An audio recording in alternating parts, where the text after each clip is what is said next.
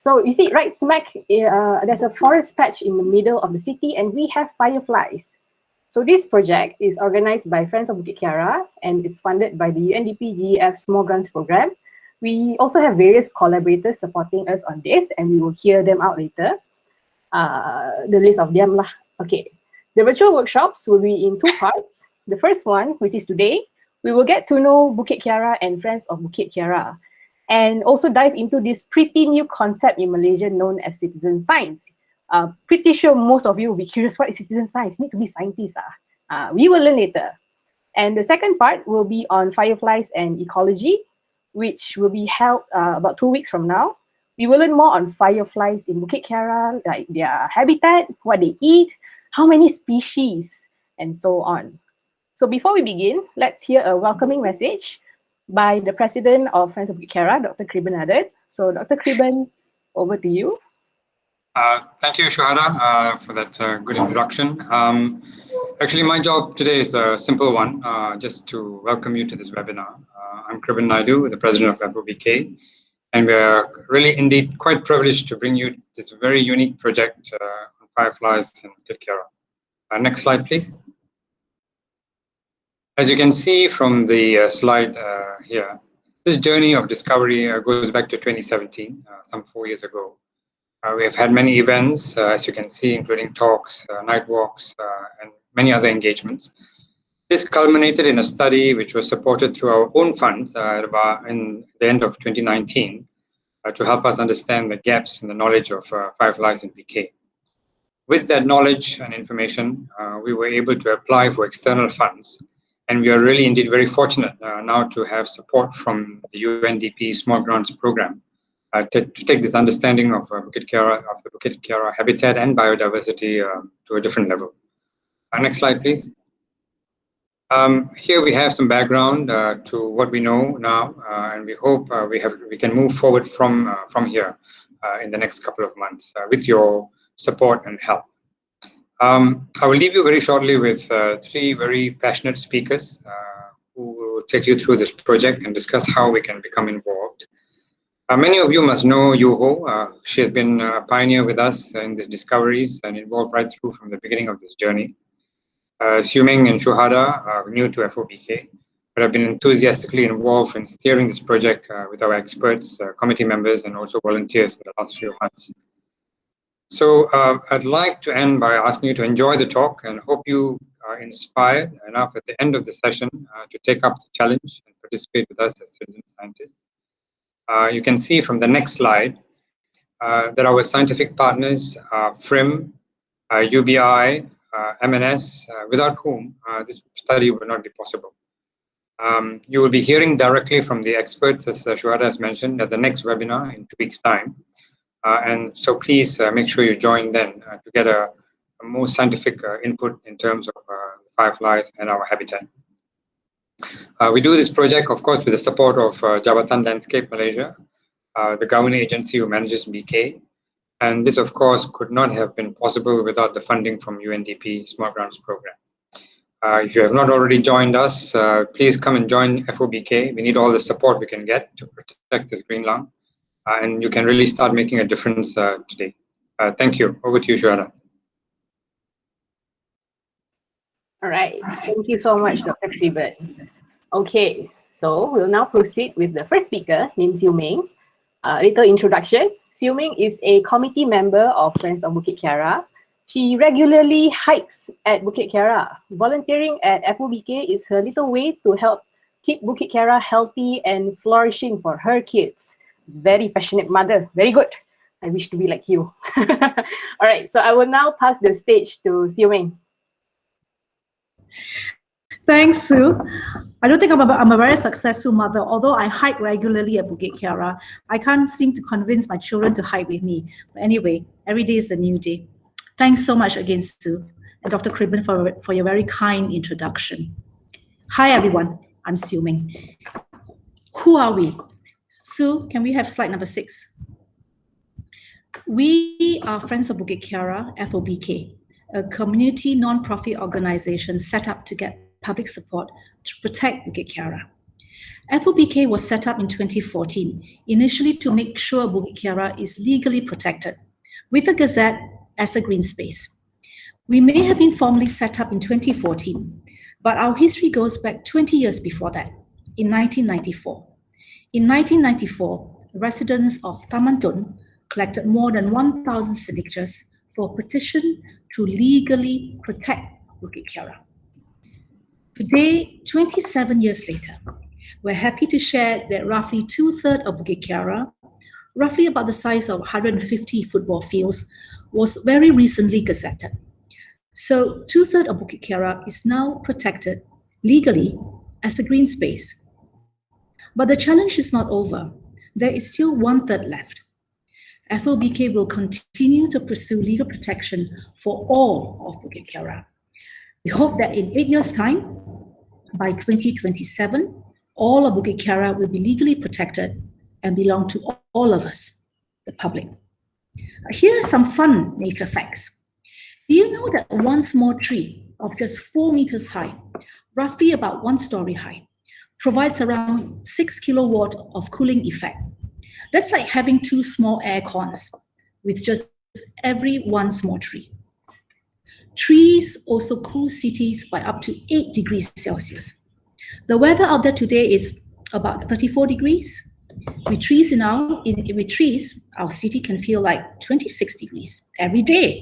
That's as cool and cold as being in your car with the aircon on, almost on full blast.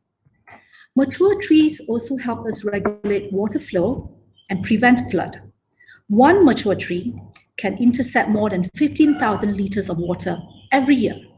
That's 10,100 plus bottles per tree. Children who live in neighborhoods with more trees have lower asthma attacks.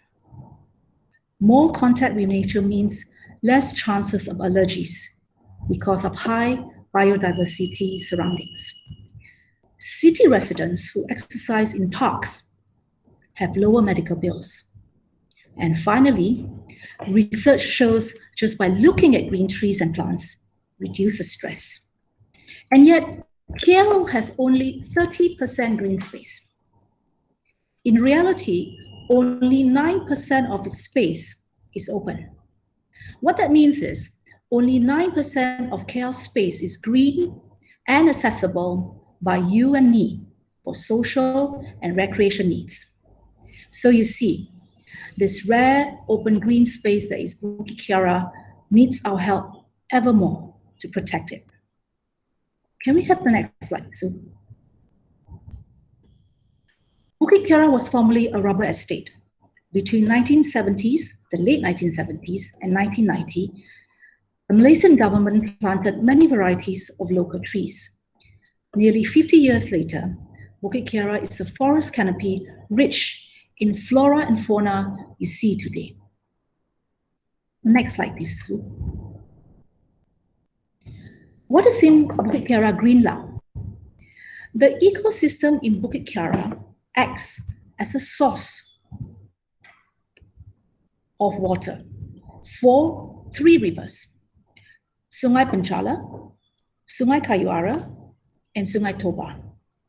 These rivers provide rare, pristine water sources that are easy to reach. They also act as sponges to control flash floods downstream. Without them, we would have less clean water. The areas surrounding Bukit Kiara, Taman Tun for instance, will see constant flooding.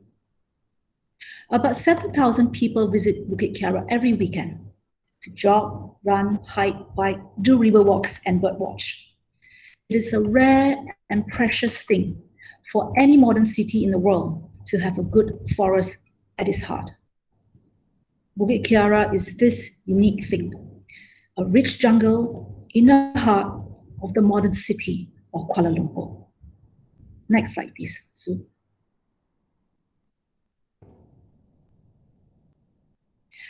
Bukit Kiara is a rich treasure chest of flora and fauna. Here are some of the animals you can find there, starting from the left column to the right. On the left column at the top is the crested goshawk. It's a relative of the eagle, a powerful forest bird of prey. Below it is the oriental pied hornbill. It is the smallest of all hornbills. Hornbills, as you may know, are Malaysia's national bird. Next is the common flameback woodpecker.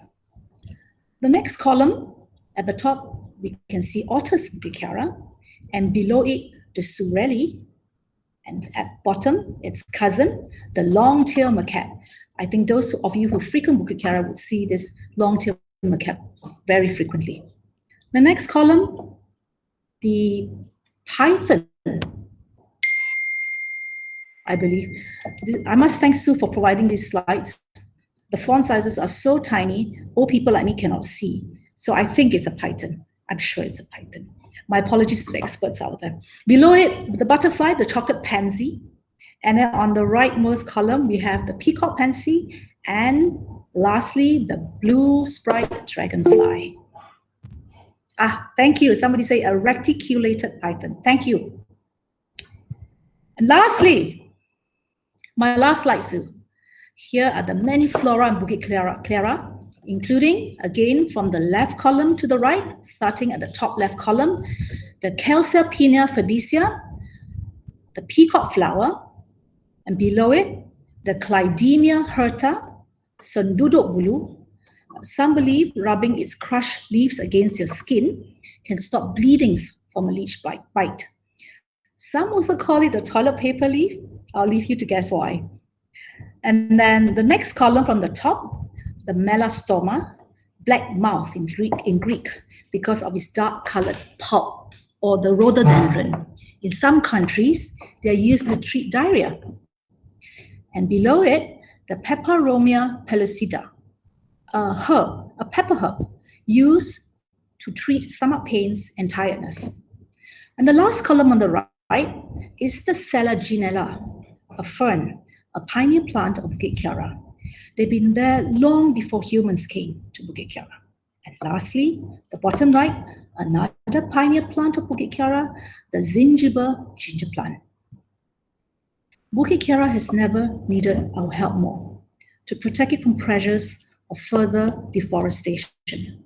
And one big way to do this is with your help. It is for you, for me, to nurture it and be its champion. And until it receives the full legal protection it deserves, that is our sacred duty to Bukit Kiara. It is yours, it is mine, it is FOBK's.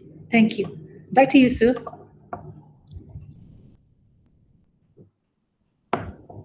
Thank you so much, Siew Ming. All right. The next bit, we will dive into the world of citizen science. All right. So, a strong green advocate, Yeoh Yu Ho, believes that human cannot live without nature, and there are so much to learn from nature. She is especially passionate about the fireflies in Bukit Kiara and have spent a great deal of time observing them. All right, okay, let's wait no more. Over to you, Yu Ho.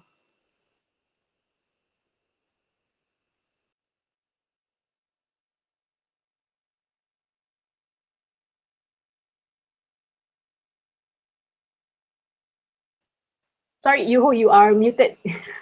Unmute yourself, yeah. There you go. Oh, yeah, there I am. Thank you, Sue. Thank you so much. Good afternoon to everybody. It's so nice to see so many of you joining this afternoon on the Saturday afternoon. Welcome. You guys are just awesome. And so glad to see so many of you ranging from the age of 20s, early 20s up to 70. Wow. Thank you. Okay, back to serious matter.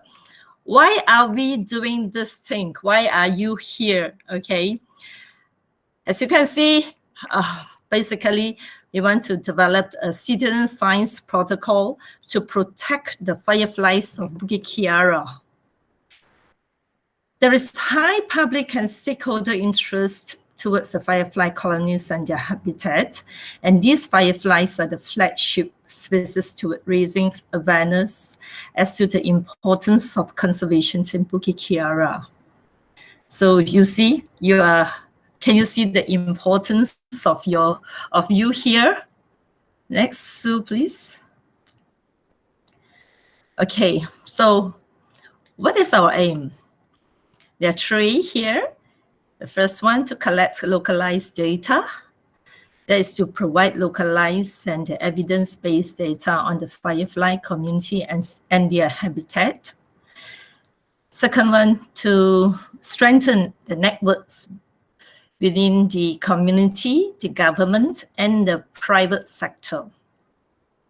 Last but not least, to build an invested community, that is to empower the stakeholders to carry out evidence-based management of the biodiversity of Bukit Kiara.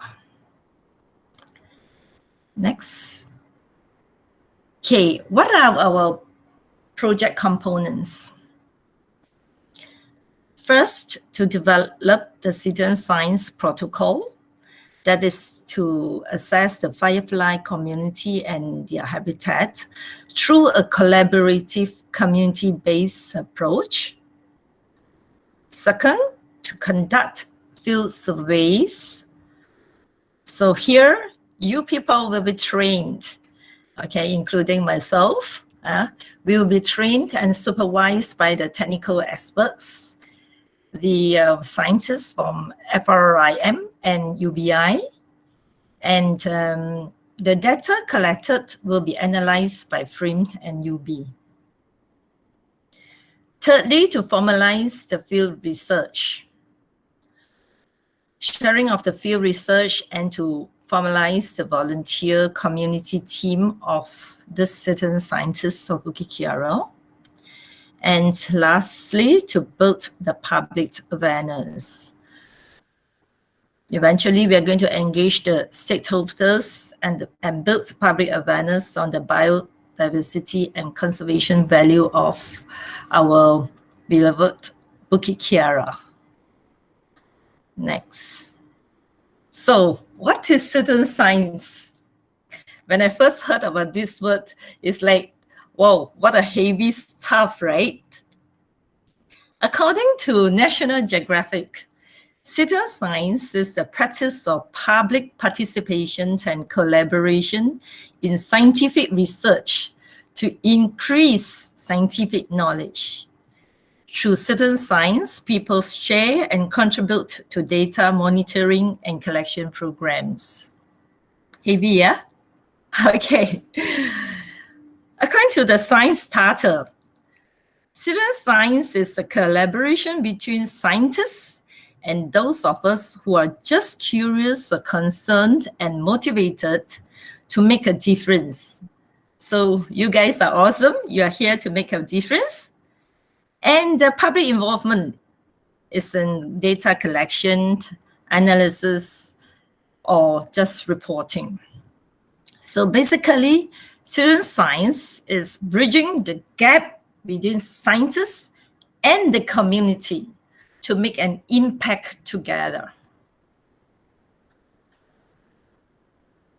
Now, we here, citizen scientists of Bukit Kiara, a lot of you will be wondering, what are you going to do, right? So it's simple. There's no pressure. It's going to have a lot of fun, and I'm sure you enjoyed it. So what will you do? Basically, just to collect data to monitor the health of the firefly ecosystem at Bukit Kiara in the long run. That is to measure the soil pH, the soil temperature, take photographs of the vegetation density, etc. So simple, right? So no worries, eh? What are the expectations of you? First, to collect and monitor data, to educate the public about the environment, and of course, to connect the public to nature. So you see, eventually, you are also very important, important people of Bukit Kiara. And the requirements is simple. You just need to be at least 18 years old. You must be physically healthy, and not afraid to walk in the dark. Okay, so basically anyone can do it lah. And of course, you need to join a minimum of 1 habitat assessment during the day before you join us at night. So that's about all from me.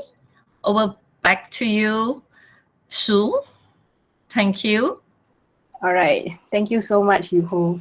Okay, so for the next bit, I will be explaining more detailed information about this project. Okay, let me just like, all right, so things to note. Okay, what is it? What are we actually going to do throughout the project? We'll go through it one by one. First point there, field surveys into Bukit Kiara. So this whole project, where you, the citizen scientists, you guys officially lah, I call you all citizen scientists already lah, will be going into field from May until January 2022. Yes, the project it extends for 9 months. Does that mean every day for 9 months you need to come? No, we will have schedule, and like mentioned before this, at least come once or so you can already. For the second point, spots are limited, so we can only bring a handful of groups into Bukit Kiara each time. So for one group, that one day we'll be bringing in one group, and that one group will only be limited to about 5 people per group. Why so sikit? Why only 5 people per group? Why can't we bring 30 or 40 at one go? So we will be taking data and bringing in 30 to 40 into the trails. First of all, we might damage the environment lah, and we don't want to do that. And also, it is to also maximize our energy and effort and also time. Yeah, if we bring, let's say, more than 5, the 5 people will be doing work and then the rest all chit-chat at the back. So can't do that lah, right? Yeah. So the third point, field survey participants are all selected on a first come, first served basis. So that this one, everyone's given a fair chance lah to participate. So later on, after the second workshop, I will send an email to everyone here. It's like a schedule where you will choose your dates. If let's say you can join in July on a Sunday, then you put in your name and your time there lah. Don't worry about that. That one later on we'll talk about it. The fourth point, there are 2 types of field surveys: a daytime survey and a nighttime survey. So yes, we are interested to see fireflies, the flying one, and we also have the crawling ones.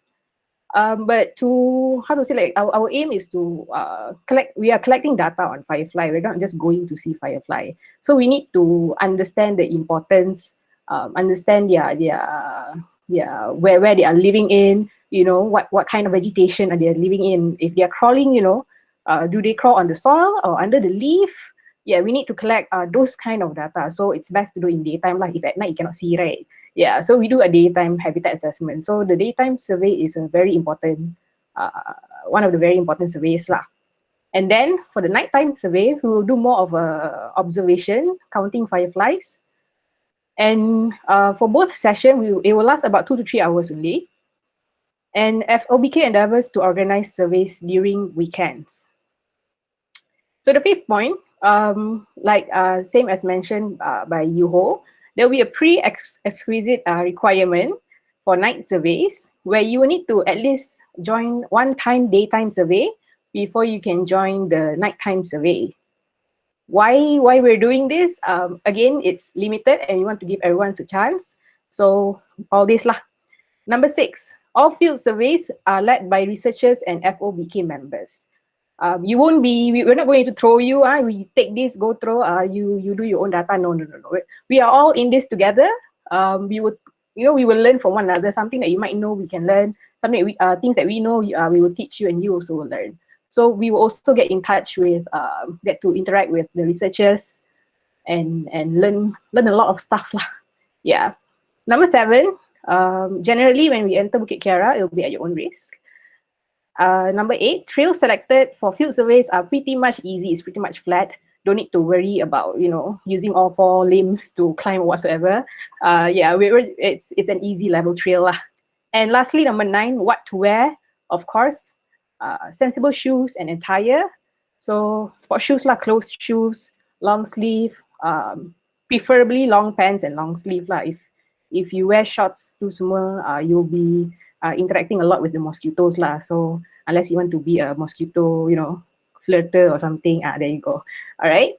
Okay. But all this, especially like points number 9, all don't need to worry that you need to remember now. When the schedule is out, when you have registered, I will always send a reminder and before going into the field so that everyone will be reminded lah. Not that everyone can remember everything. So don't worry, I will remind all of you. I am here. There you go. All right. So schedule. Okay, there's a lot to look here. So normally as a normal human being, we will read from top to bottom, but I'm a rebel, so we will read from bottom to top. So you see the bottommost bit, 1 week, 1 month. What does that mean? Remember, I've mentioned earlier, the project stretches out for 9 months. So per month, we are going in for 1 week only. And that 1 week, we are only going in for on certain days. All right. So this is where the table comes in. And then we'll start from the bottom of the table, Sunday, because Monday is very boring. It's a Monday blues. Yeah, we don't want to start from Monday, right? So we start on weekends. Saturday and Sunday. Okay, we look at Saturday and Sunday. The activities are habitat assessment, the daytime survey. And who is involved? Citizen scientists, which are you guys. So during the daytime survey, we normally start in the morning lah, because if we do it petang, it's too hot and whatsoever, right? So morning is the best time. We will start in the morning about 9 a.m. And you will be guided by the experts, by me. I'm an expert, right?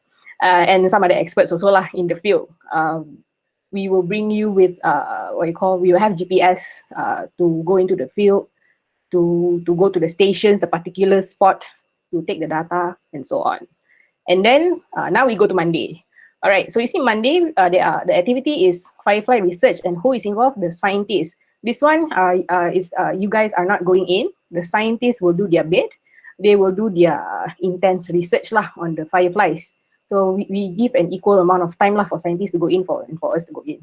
So Monday and Tuesday, it will be firefly research. And then on Wednesday, this is where you'll be able to interact with the scientists.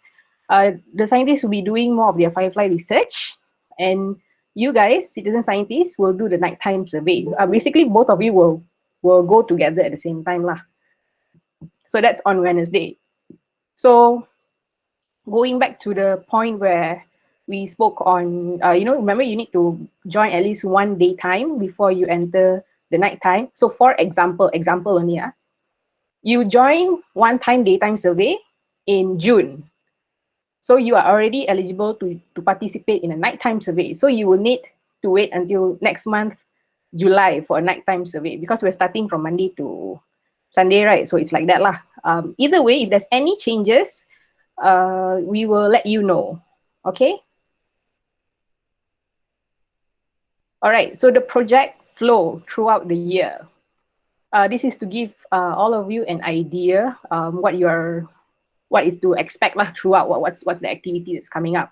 So first, we went through registration. Everyone registered. You are here today, and we're in the second bit, virtual workshop 1.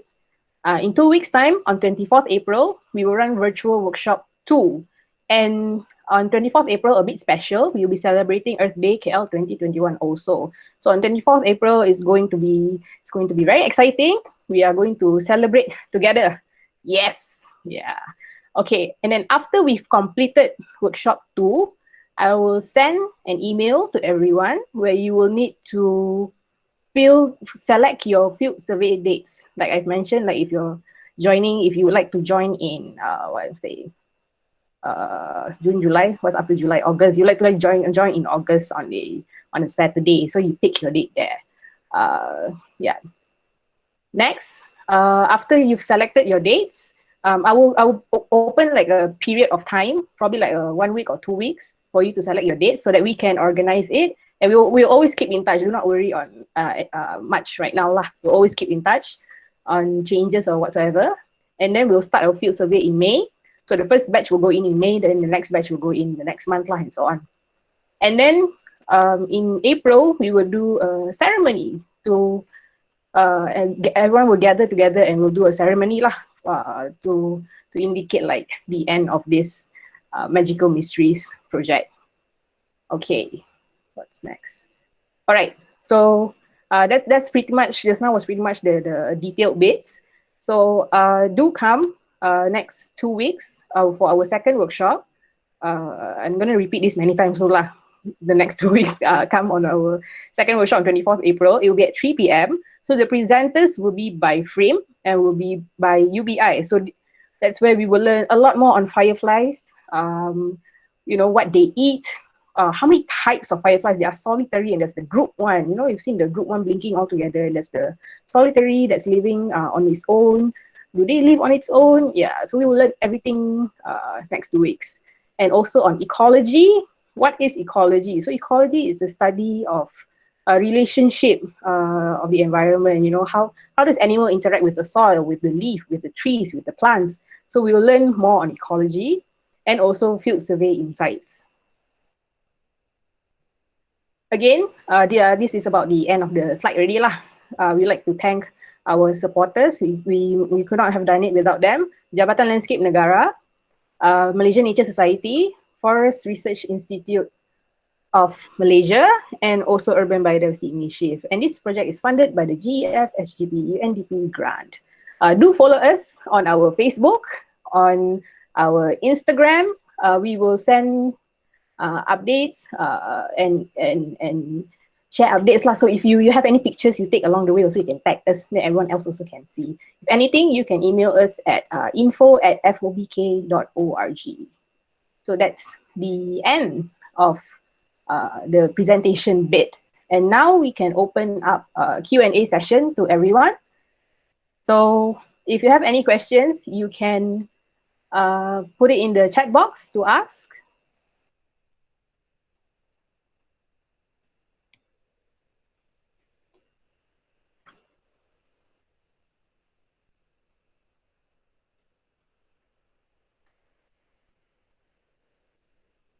Right, so if anyone has any questions, it's a Q&A session now. You can ask us in the chat box, or if you would like to speak to us, you can raise your hand and I will allow you to on your video lah and to ask us. All right, okay, I see questions coming in. Wednesday night until what time? Firefly research at night survey. Previously, when we've tested out entering,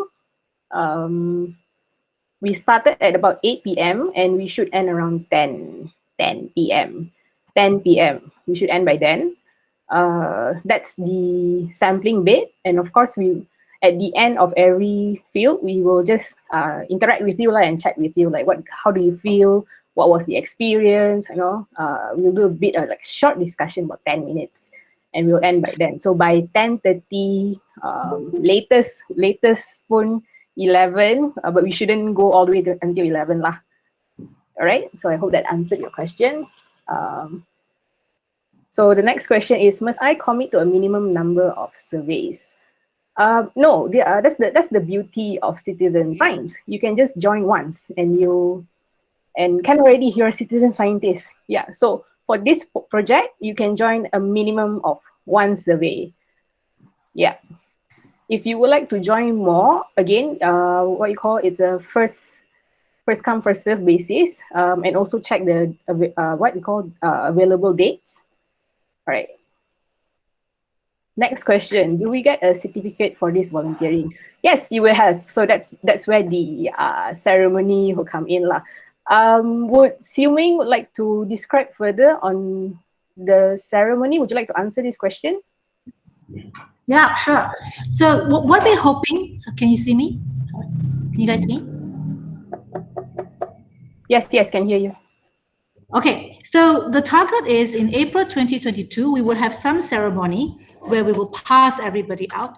You are officially our graduate citizen scientists. You get a certificate that will specify how many field surveys you've done, day, night, both. We are hoping to do it during Earth Day 2022. And God willing, when the pandemic is quieter, we can have it physically at the park, maybe. We are hoping to have VIPs around to acknowledge your contribution to this important project of ours, and so on and so forth. So roughly that. There'll be a cert, there'll be a ceremony, there'll be a party. I hope that helps. All right, thank you, Ming. Okay, next is Carmela, questions answered. Thank you. Is it called Cheyenne, is it? Thank you. Just wondering if I should take half-day leave on Thursday morning. Yeah, if you need to take a break, take a lot of break before we enter field. but it's a pretty easy one lah. All right. So next bit, Ashraf. Ashraf asks, so the second workshop will be held physically and online? No, it will be online also. After today, on Monday, we will release the second, the link for you to register for the second workshop. So sorry lah, a lot of registration. We are in the process of collecting your information and also see how many times you appear. So if you're very regular, we can see that you're very passionate, good lah. Yeah, so second workshop will be physical. It will be online. It will be online. It will be on Google Meet also. All right. So next is, hold on.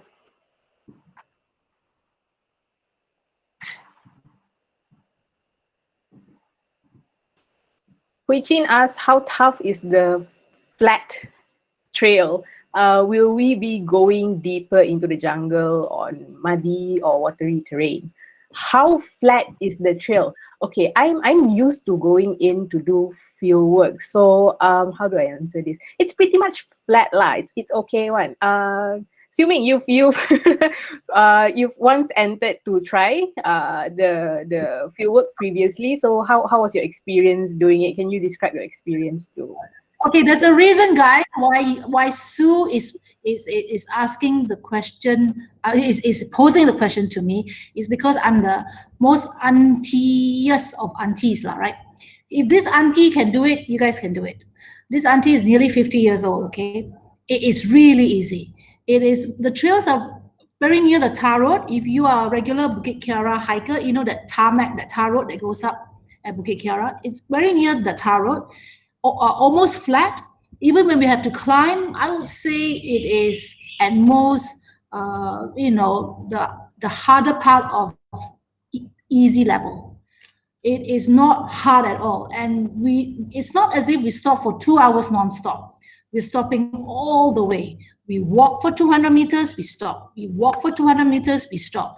So flat, easy, walking pace, stopping all the time. No problem, guys. All right, thank you, Ming. Okay, so the next question is, what's expected of us, the citizen scientists, after the project finishes? Okay, so throughout this project, we will be seeing how we can, but citizen science is a pretty new concept, right, in Malaysia. So we want to see how we can create a protocol so that we can use this protocol in the future to then continue monitoring the habitat assessment for the fireflies, or if there's any upcoming projects on biodiversity to continue to preserve Bukit Kiara, we could use the protocol then. So we hope for you to continue volunteering with us in the future. I hope that answered the question. Let's see if there's any more. We have plenty of time to ask questions. We might finish early also. So let's see. Okay, Karen asked, do we need to invest in any equipment to be a citizen scientist? The only equipment you need is your passion and determination to enter the forest. Your time, energy, and effort, that's all. Physical equipments, nothing to buy. No, you don't need to buy any sort of GPS whatsoever. We will provide all the needed equipments for measurements, like the pH meter and so on. Probably all you need to prepare is if you don't have any closed shoes, you need to buy a good pair of shoes. Probably what you call mosquito repellent. If you cannot tahan mosquito, so that's about it. Other than that, you don't need to buy anything special, anything for the habitat assessment, the program. All right. If there's any more questions, probably we could go another 1 or 2 questions.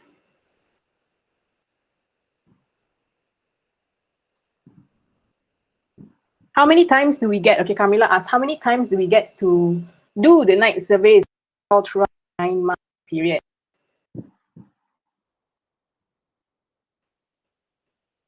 Okay, sorry, my mic tadi problem. Okay, I'll repeat the question. How many times do we get to do the night surveys overall throughout the 9 months period? So we have 9 months and we're going in 1 week per month. And that 1 week, only 1 time for citizen scientists to enter. So most likely about 8 to 9 times only we can enter the forest at night.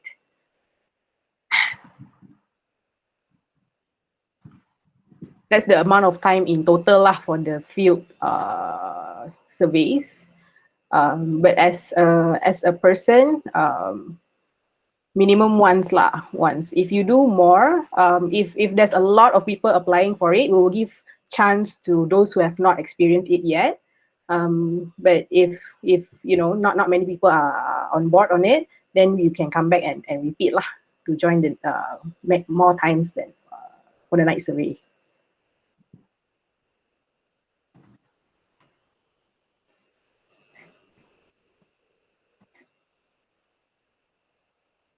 Any more questions? Sure, maybe I can just make a comment. All right, sure.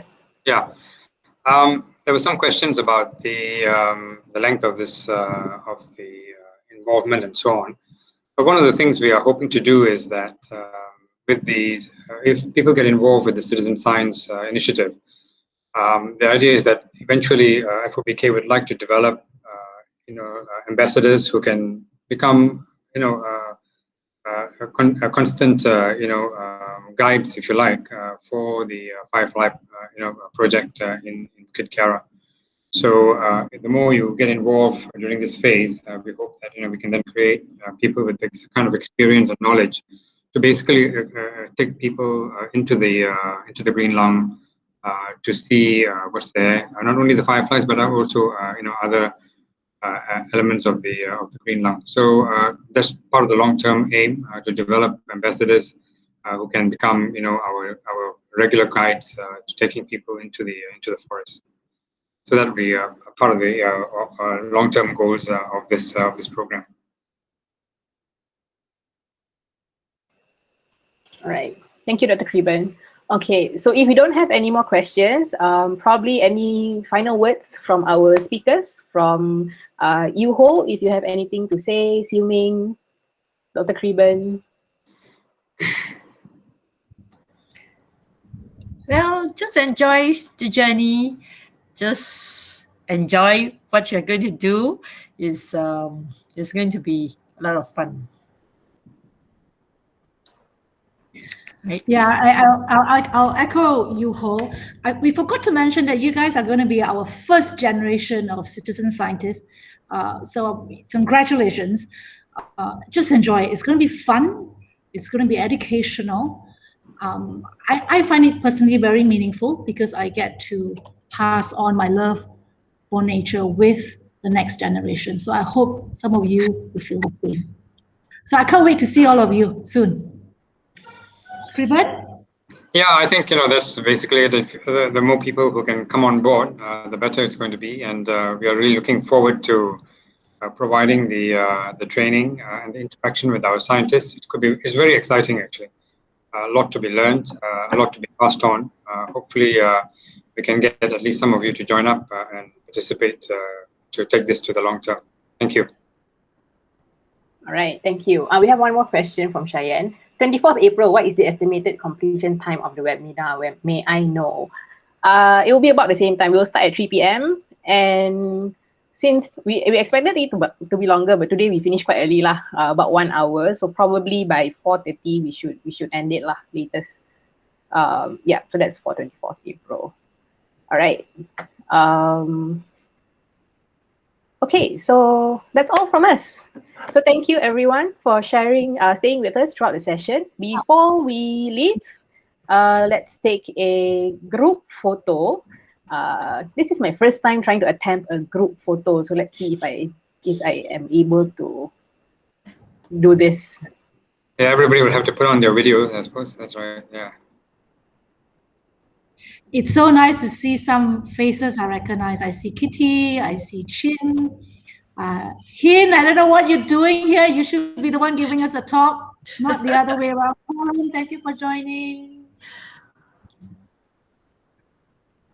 Thank you, everybody, for